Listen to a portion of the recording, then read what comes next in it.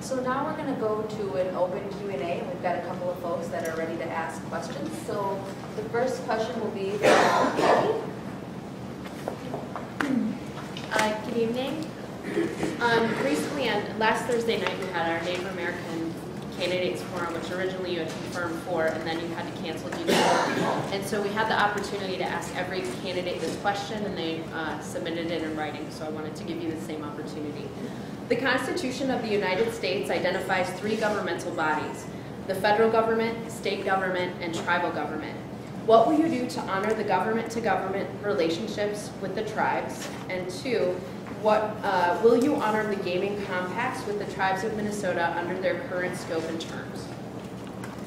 I'm glad you asked that question. I'm sorry I wasn't able to be in, it was in Bemidji, and a weeknight in a place that far away is really difficult because I do have this day job I still have to do. So again, I'm glad you asked the question.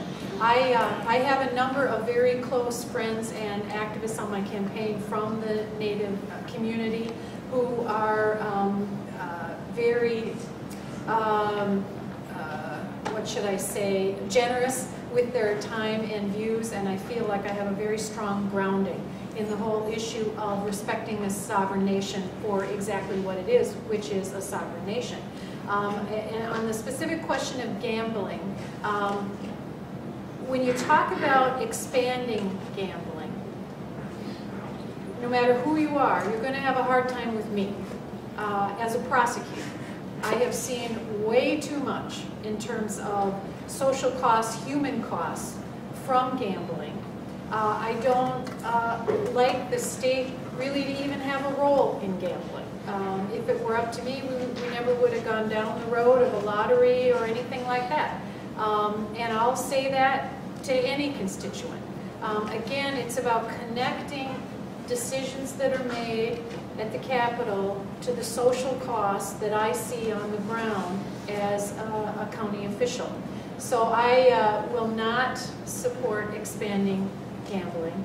I will not support, for example, a casino. I think that the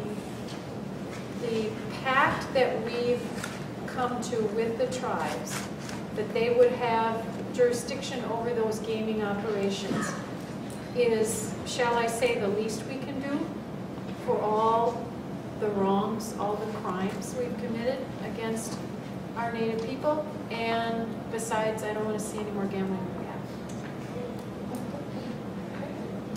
So now our final question for the evening is Josh. Hi. Good evening. My name is Josh Davis. I'm a Take Action member. I have a question about the environment. Our Minnesota legacy is faced with the urgent threat of global warming. The governor has extraordinary power and responsibility for solving this problem and for protecting our health. As governor, what policies to address climate change would your administration implement in Minnesota? And what are your priorities for developing renewable energy? Well, the first thing I'll do as a governor is acknowledge that we have a global, our climate change problem.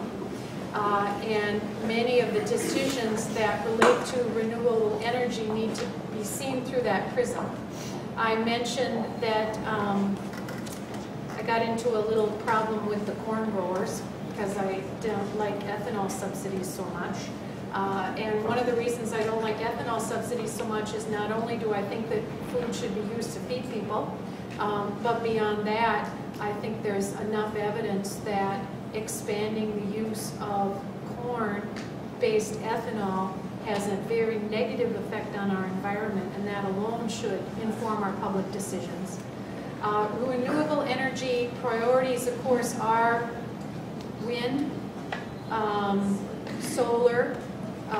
The fact that we haven't been able to move forward quickly enough on some of these initiatives because the stimulus money hasn't gotten to us in time to actually go forward on some solar projects, I think is very unfortunate.